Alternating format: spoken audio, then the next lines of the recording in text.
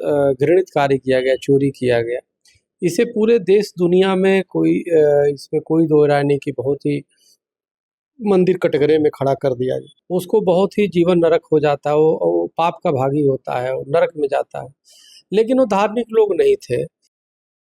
राम मंदिर चोरी को लेकर अब श्रद्धालुओं में आस्था, विश्वास, भावनाओं के साथ साथ अब मंदिर की सुरक्षा को लेकर भी तमाम बड़े सवाल खड़े कर दिए गए हैं। ऐसे में बताया जा रहा है कि जो आरोपी है उन पर जो कानूनी कार्रवाई है वो की जा रही है, लेकिन कहीं ना कहीं अब लोगों के मन में ये डर है कि मंदिरों में क्या वाकई में चढ़ावा चढ़ाना चाहिए कि नहीं चाहिए। इसी मुद्दे पर हमारे साथ खास बातचीत करने के लिए मौजूद है हिंदू महासभा के राष्ट्रीय अध्यक्ष चक्रपाणी महाराज जी।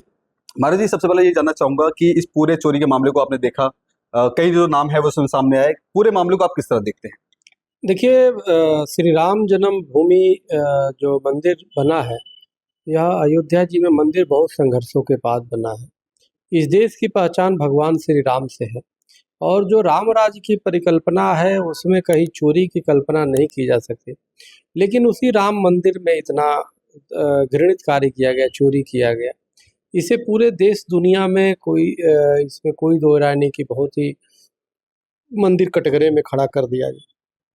लेकिन एक बात जरूर है कि उसमें जिस प्रकार से कर्मचारियों को रखा गया है, वह कर्मचारी ऐसा नहीं कि धार्मिक लोग हैं, क्योंकि जो धार्मिक होता वो व्यक्ति जानता है कि देव द्रव्य की चोरी करने से 60,000 वर्षों तक विष्ठा का कीड़ा बन के रहता है। उसको बहुत ही जीवन नरक हो जाता है, वो पाप का भागी होता है, वो नरक में जाता है। लेकिन वो धार्मिक लोग नहीं थे, तो इसलिए उन लोगों ने किया। 45 दिन के सीसी कैमरे में 90 वीडियो करीबन चोरी के आए हैं, अभी कितने सालों से कर रहे थे। तो ये बड़ा दुर्भाग्यपूर्ण है, इसकी जितनी निंदा की जाए कम है। तो मेरा ये मानना है, लेकिन आस्था तो आस्था है।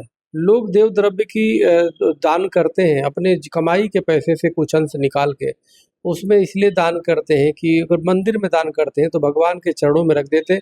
अब उसका सदुपयोग चाहे कैसे हो, क्योंकि एक मंदिर से चिकित्सालय भी चलता है, वहाँ से जो है भोजनालय भी चलता है, भंडारे भी चलता है, प्रसाद भी चलता है, वहाँ पूजा पाठ भगवान की आरती होती है, वहाँ ब्राह्मणों को दक्षिणा मिलता है।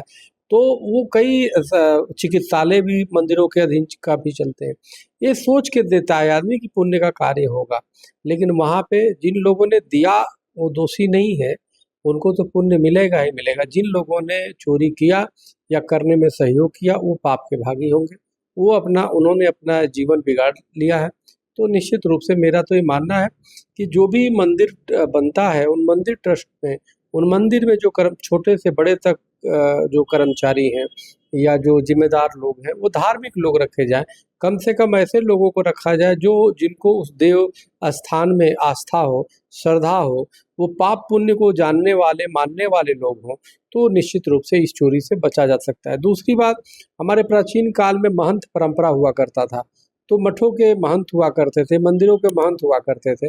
जब से ये ट्रस्ट व्यवस्था बन गई, तब से लोगों के ट्रस्ट पर प्रश्नवाचक चिन्ह आ गया, क्योंकि ट्रस्ट जो होता है, कई लोग होते हैं, फिर वो अपने अनुसार कर्मचारियों की नियुक्ति करते हैं, फिर अपने अनुसार, तो जिसके कारण जो वहाँ अनियमितता देखने को मिलती है।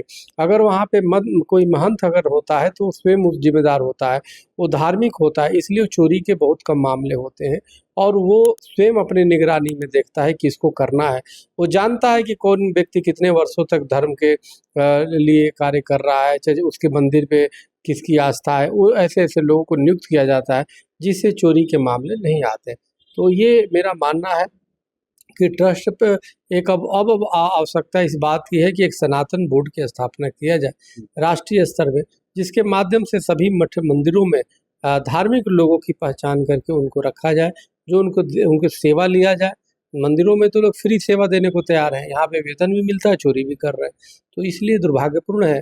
बहुत ऐसे धार्मिक लोग हैं जो चाहते हैं कि मंदिरों में मैं निःशुल्क सेवा करें, जो मंदिरों में जो उनकी आस्था है, तो इसलिए ऐसे लोगों को प्रमुखता देनी चाहिए। क्या लग रहा है कि ये तो राम मंदिर था, एक आस्था का बड़ा केंद्र था, अब ऐसे पूरे देश भर में तमाम ऐसे कई मंदिर हैं, अब लोगों के सवाल उठने लगे हैं कि राम मंदिर इतना बड़ा आस्था का जो स्थान है, इसके अलावा और जो मंदिर है वहाँ पे भी सुरक्षा व्यवस्था इस तरह हो सकती है? क्या लगता है कि ऐसे मामलों की भी जांच होनी चाहिए?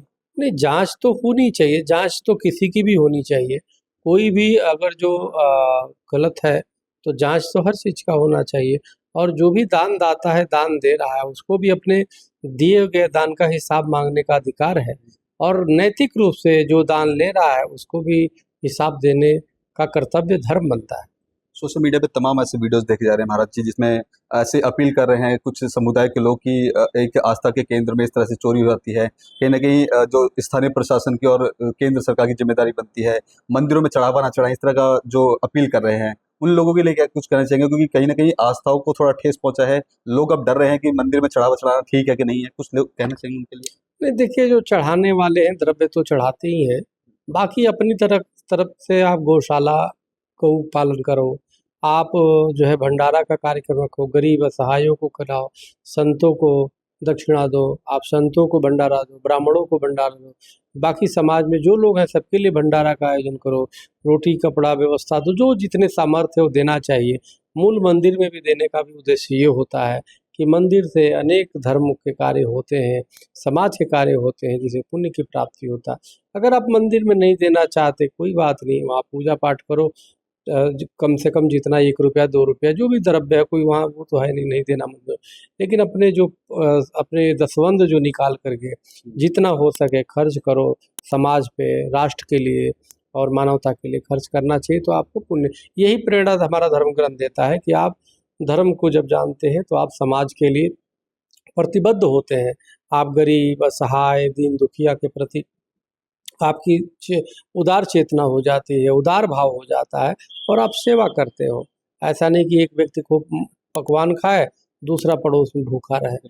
तो धर्म का मतलब ये है कि हम बांट के खाएं, हम सब एक दूसरे के साथ हो रहें, तो इसलिए स्वयं करना चाहे स्वयं कर दीजिए। कुल मिला के ये कह सकते हैं कि अगर जो इस तरह की सोच रख रहे हैं कि यहाँ पे चढ़ावा देना चाहिए, उनकी सेवा कर देनी चाहिए मनुष्य की या फिर जो पशु हैं उनकी, तो सीधे तौर पे ये भी कहना चाहेंगे कि कई जो आस्था जुड़ी हुई है मंदिर से, आस्था खत्म ना हो लोगों की, खासतौर पे आस्था तो कभी भी खत्म नहीं हो सकती। देखिए, कुछ चोर थे जिन्होंने चोरी किया, चोरी करने से आस्था नहीं खत्म होती और उनसे कोई मतलब नहीं, उन्होंने तो अपना कर्म बिगाड़ा है। इससे लोगों पे कोई अंतर, देने वालों पे कोई अंतर नहीं पड़ेगा। इससे हाँ, तरीके जरूर विकल्प लोग सोचने लगते हैं कि इससे अच्छा कि हम डायरेक्ट ही सेवा करें, चाहे डायरेक्ट लोगों को करें, लेकिन इससे कोई भावना या उससे कोई उनके आस्था पे अंतर नहीं पड़ेगा। ये तो कुछ कम्युनिस्ट टाइप के लोग हैं जो जानबूझ करके लोगों को वो करके उकसाते हैं कि देखो तुम्हारे यहाँ चोर है। अगर देखा जाए तो आप अनेक ट्रस्ट है, अनेक सरकार है, सरकार में जिम्मेदार लोग चुन के जाते हैं, उसमें घोटाले होते हैं करोड़ों अरबों रुपए के। तो क्या सरकार से लोगों का थोड़े मोह भंग हो जाता है? फिर भी हर 5 साल पे चुनाव होता है और सरकार बनता है। तो इसलिए तो यहाँ पे व्यक्ति पर निर्भर करता है कितना व्यक्ति सुचिता वाला है, कितना चरित्रवान है। तो उसको संस्कार नहीं, उसने चोरी किया सजा हुआ, उसको जेल गया, 8 लोग जेल गए हैं उसमें। अब जो करेगा भविष्य में वो भी आएगा, जो जांच के दायरे में आएंगे, जिन लोगों ने इसमें सहयोग किया होगा वो भी जाएंगे, तो कोई बचेगा नहीं। विपक्ष की तमाम जो राजनीतिक है उसमें भी उथल पुथल मची है, तमाम बयानबाजी सामने आ रही है, अखिलेश यादव का भी बयान सामने आया है, क्या कहना चाहेंगे उनके लिए? नहीं, अखिलेश यादव जी ने ही पहले प्रश्न उठाया था और ठीक है, विपक्ष का भी काम है वो प्रश्न उठाना।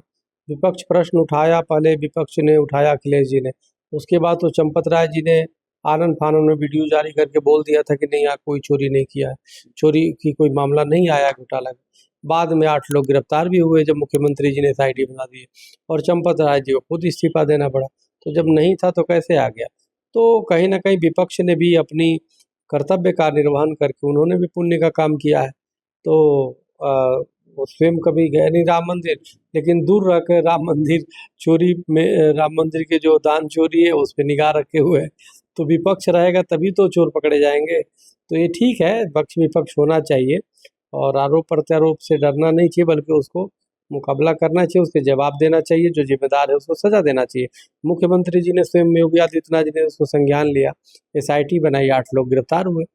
तो इसलिए विपक्ष की जिम्मेदारी बनती है, जो कहीं गलत है तो उसको प्रश्न उठाए और उठाना चाहिए, कोई बात नहीं। सूबे के मुख्यमंत्री योगी आदित्यनाथ हैं और नाम ही काफ़ी है उत्तर प्रदेश में, तमाम आपने चीज़ें देखी होंगी, अपराधियों में मन में खौफ है। क्या लगता है कि जो आरोपी अभी पकड़े गए हैं या जिस पे जांच चल रही है, मुख्यमंत्री द्वारा किस तरह की कार्रवाई जो चक्रपाणी महाराज चाहते हैं कि ऐसे आरोपी पे जो कार्रवाई हो, और आने वाले समय में कोई अगर ऐसी सोच रखता है या ऐसी करने की कोशिश करता है, उसके ऊपर क्या कुछ कड़ी कार्रवाई मुख्यमंत्री के द्वारा होनी चाहिए? नहीं, कठोर से कठोर कार्रवाई हो ताकि आने वाले भविष्य में कोई हिम्मत न कर सके किसी की चोरी करने का। और ये बड़ा दुर्भाग्यपूर्ण हुआ है और हिंदू समाज को जिन्होंने बदनाम करने का प्रयास किया, उस पर कठोर कार्रवाई होनी चाहिए। ठीक, बहुत धन्यवाद। तो देखिए, ये थे हमारे साथ चक्रपाणी महाराज जी। इनका साफ तौर पे ये कहना है कि राम मंदिर में जिस तरह से चोरी की पूरी घटना हुई है, जिसमें 8 लोगों को गिरफ्तार कर लिया गया है, सूबे के मुख्यमंत्री योगी आदित्यनाथ इस पूरे मामले पर संज्ञान लिया है और गिरफ्तारी करवाई है। ऐसे में इनका साफ तौर पे कहना है महाराज जी का कि मंदिर में चोरी हुई है, उन आरोपियों को पकड़ लिया गया है, उन पर कानूनी कार्रवाई भी की जा रही है, लेकिन आस्था का केंद्र है राम मंदिर, वहां से आस्था खत्म नहीं होनी चाहिए। लोगों के मन में अगर ये डर है कि मंदिर में अगर चढ़ावा चढ़ाते हैं तो कहीं ना कहीं वो गलत जगह जा रहा है, तो इसके अलावा वो मनुष्य की सेवा करने में, पशुओं की सेवा करने में वो दान को इस्तेमाल कर सकते हैं। कैमरा पर्सन कमलेश कुमार के साथ मैं संदेश सक्सेना, पंजाब केसरी.com, दिल्ली।